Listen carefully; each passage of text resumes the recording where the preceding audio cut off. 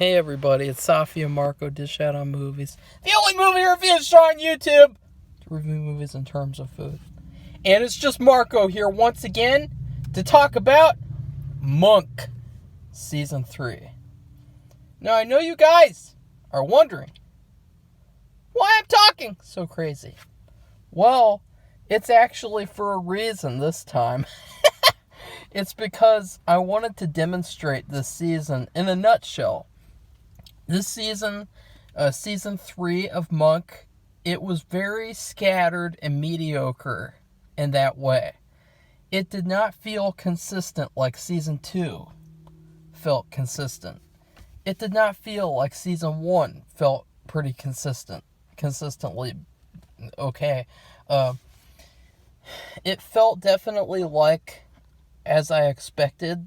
It definitely felt as I expected that it would head this way, to where you would have this mediocrity and you would have this sort of mainstream feel.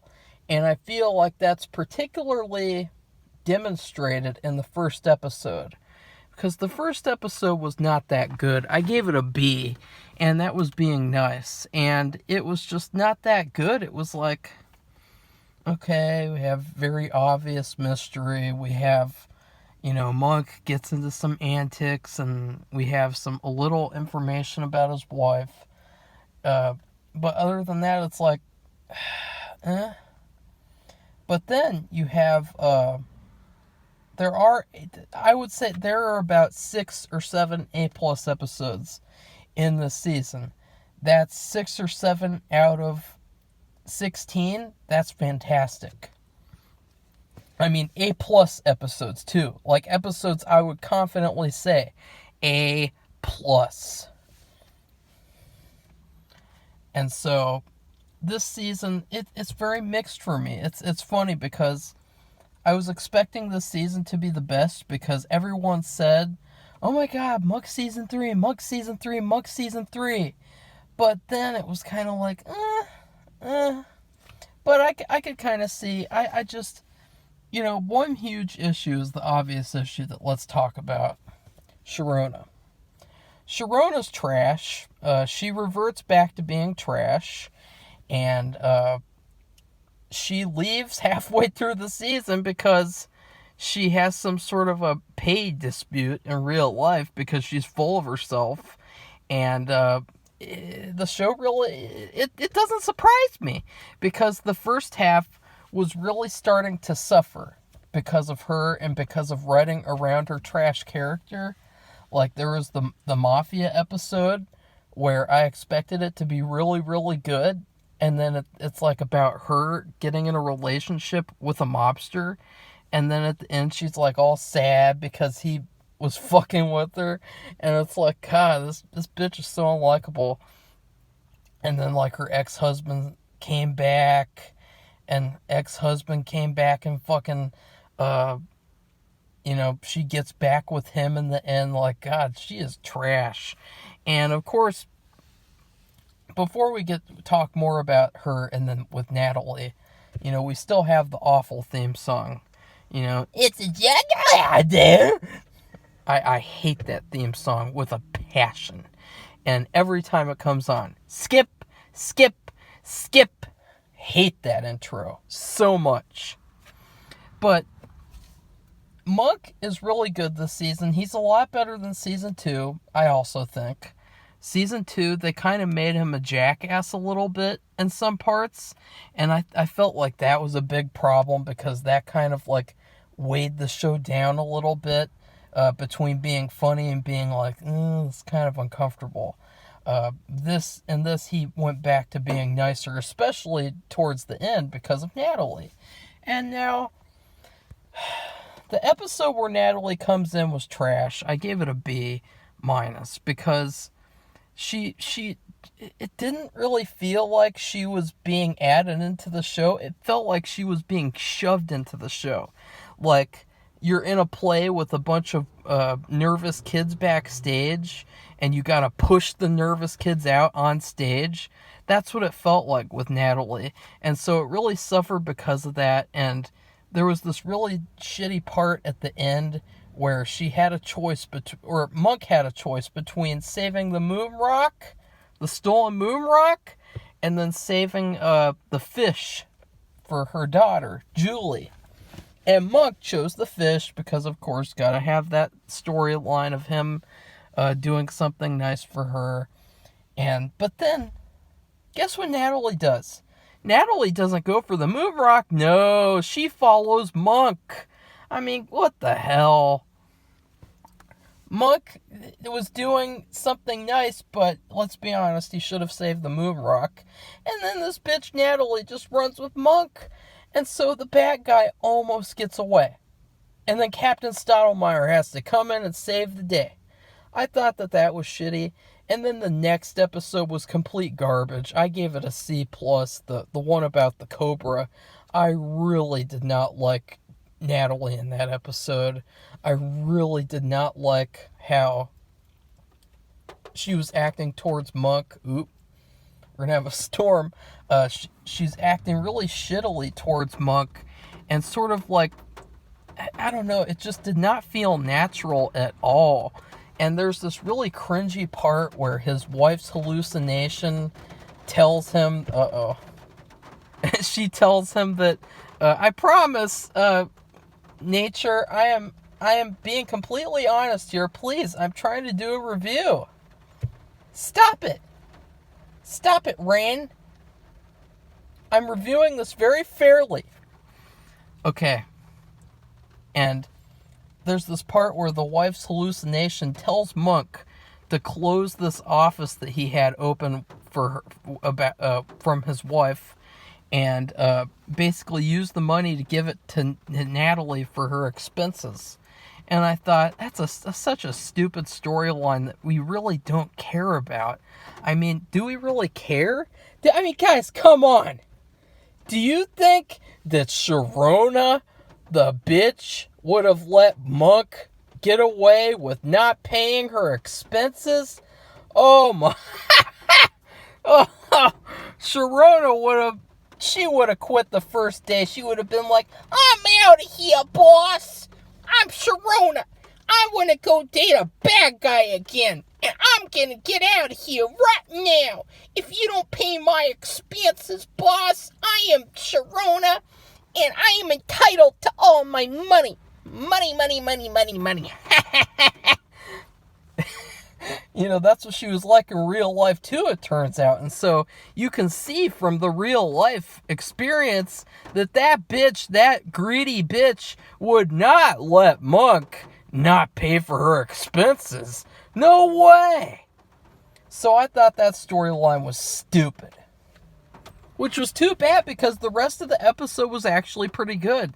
There were a lot of laughs, like with the wizard guy and how he was actually telling Monk not to pay for her expenses, and he was that was really funny actually. But then after those two episodes, I actually love Natalie now. I think she is lifetimes better than Sharona. Oh my god, lifetimes better. Even her kid is better. Even Julie is better. Julie, her kid, is 1,000,000 times better than Benji, Sharona's kid. So it's like it was like a gift from the TV gods. Thank God we got, instead of Sharona and her little issues that she has all the time, like, I'm quitting. Wah, I want more money. Wah. We got Natalie, and Natalie's awesome. So I was glad. And I was a little worried too, because the only thing that I had seen the actress who plays Natalie, the only thing that I've ever seen her in before this show was Son of the Mask. And, oh God, Son of the Mask is an abomination. And so I was really worried about her coming on the show, honestly. And so I was really happy, though, that she turned out to be really, really good. And so now I actually love her character.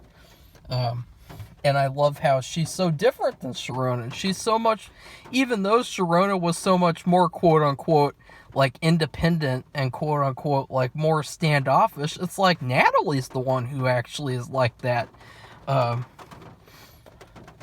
But yeah, overall, I actually really liked this season, some of it, but then it had some problems. It jumped around in quality, and it suffered a lot because of that dip in the middle with Sharona bitching about her money. Like, wah, I want $20,000 instead of $10,000. Like, or whatever the amount was, I mean, honestly, they should have kicked her off a long time ago and brought in Natalie. Seriously, like, F that biatch. I mean, Natalie is lifetimes better. She is an angel. She is one of the best characters. She improved the show. She saved the show single-handedly. That actress, I'm telling you guys, something about the show did not work until she came on. When she came on, suddenly the show just clicked after those 2 episodes that were awkward. Everything just clicked.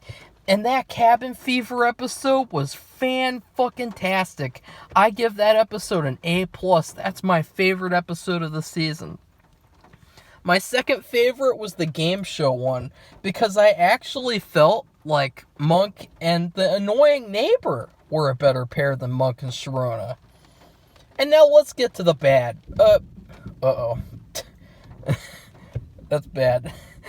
It literally struck right when I said, let's get to the bad. That was really funny. That was an iconic moment. I hope that was caught on video. But the bad things are the intro. Every time the intro comes on, I cringe and I shrivel up like a I don't want to use the metaphor I was just going to use.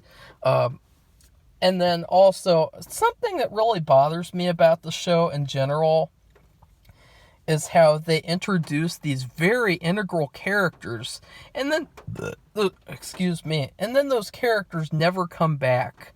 So like, there's this character introduced who's like Monk's former partner, and he was quote unquote corrupt, and then they proved his innocence, and he never comes back. And you'd think he is such an important character, but he never comes back. I mean, this show went on for 8 seasons. I'm only season 3. How the fuck did he never come back? So that was a big problem for me. But then they had the annoying neighbor come back. It's things like that. I really think that this show has a problem with that type of thing, because they keep on introducing characters who seem like they're really important, and then they're just gone. Like Sharona's sister. I mean, that's another thing too.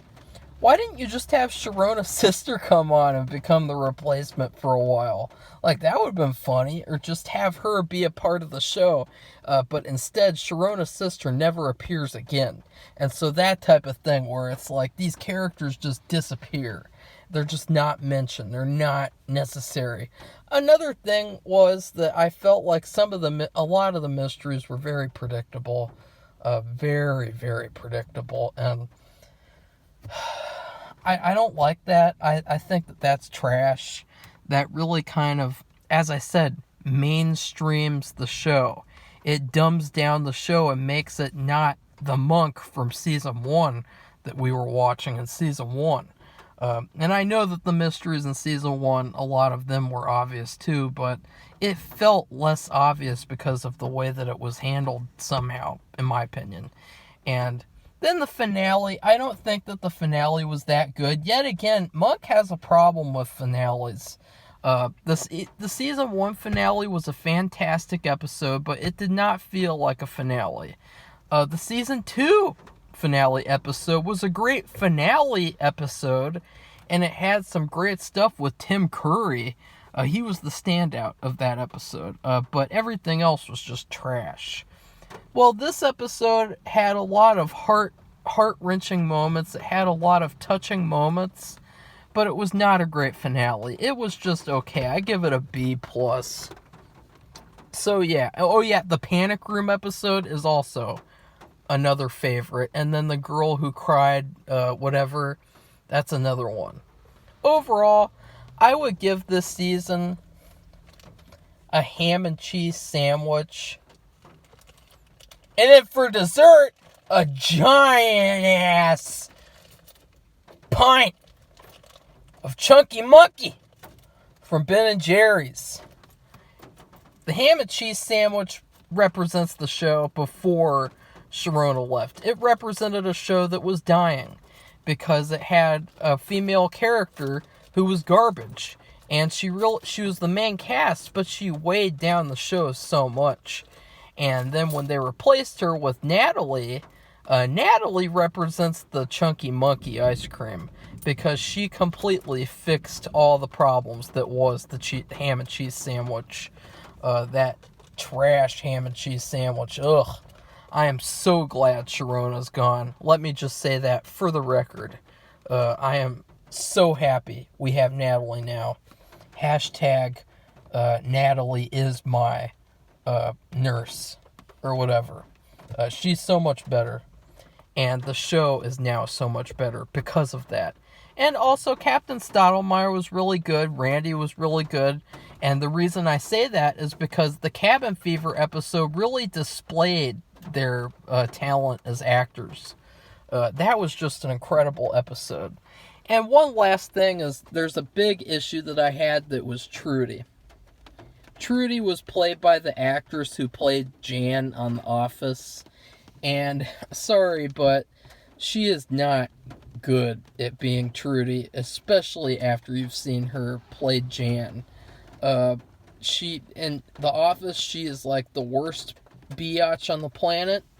In this show, she is supposed to be the heavenliest angel on the planet, and I'm sorry, but she is not.